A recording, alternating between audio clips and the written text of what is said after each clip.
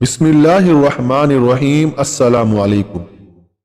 نبی کریم صلی اللہ علیہ وآلہ وسلم نے ارشاد فرمایا، تم اللہ تعالیٰ سے ایسی حالت میں دعا کیا کرو کہ تم قبولیت کا یقین رکھا کرو، اور یہ جان رکھو کہ اللہ تعالیٰ غفلت سے بھرے دل سے دعا قبول نہیں کرتا۔ رزق انسان کی تلاش میں رہتا ہے۔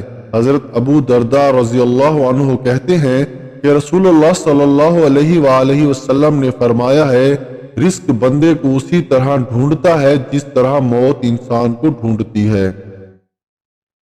رسول اللہ صلی اللہ علیہ وآلہ وسلم نے ارشاد فرمایا، اگر ابن آدم کے پاس 2 وادیاں بھر کر بھی سونا ہو تو وہ تیسری وادی کی تمنا کرے گا۔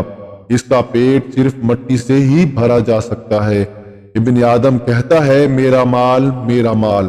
نادان، تیرا مال تو وہ ہے جو تو نے کھا کر ختم کر دیا، یا پہن کر پرانا کر دیا، یا خیرات کر کے آگے بھیج دیا۔ کچھ لوگوں نے عرض کیا، یا رسول اللہ صلی اللہ علیہ وآلہ وسلم، بہت سے لوگ ہمارے ہاں گوشت لاتے ہیں، ہمیں یہ معلوم نہیں کہ اللہ کا نام انہوں نے ذبح کرتے وقت لیا تھا یا نہیں۔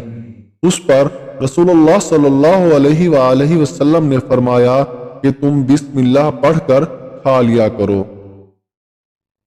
پیارے نبی صلی اللہ علیہ وآلہ وسلم نے ارشاد فرمایا، جب تم ایسے ہو جاؤ کہ تمہارے گناہ بڑھ جائیں، تمہارے غم بڑھ جائیں، اور تم ان غموں کو ختم کرنا چاہو تو مجھ پر درود پڑھو، یہ تمہارے غموں کو ختم کرنے کے ساتھ ساتھ تمہارے گناہوں کو بھی مٹا دے گا۔